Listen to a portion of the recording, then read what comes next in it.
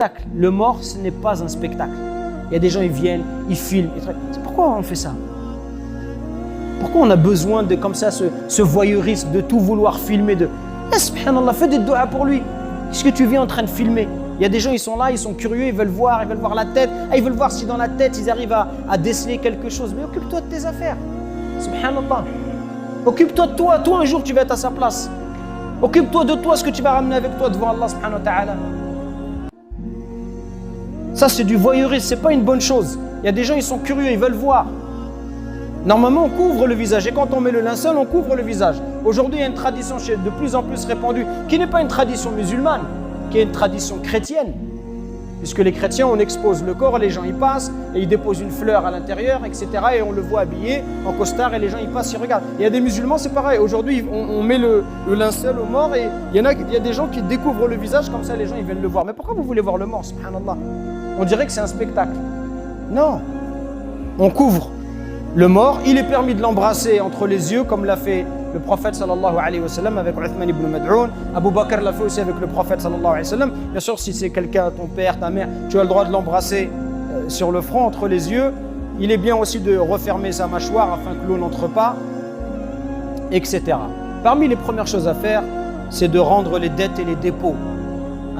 Soit avec ses biens, ou il est même permis de se cotiser pour rembourser s'il a des dettes. C'est pour ça que c'est important quand vous avez des dettes d'en informer quelqu'un ou de les inscrire quelque part, les inscrire sur un cahier ou sur un registre ou peu importe. En tout cas, c'est important que des gens soient au courant afin que si tu décèdes, quelqu'un y puisse rembourser ta dette pour toi.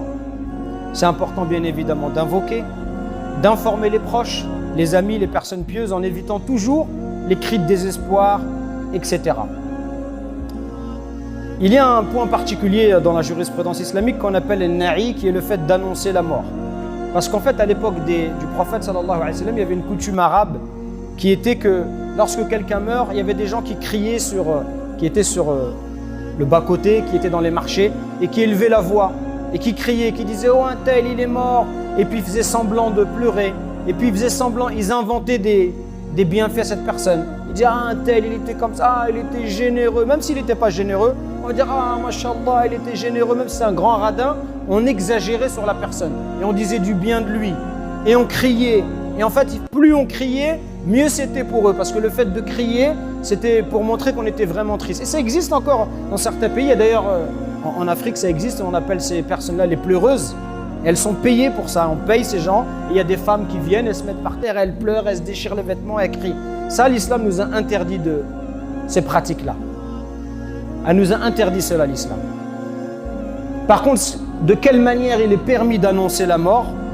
C'est en informant les proches.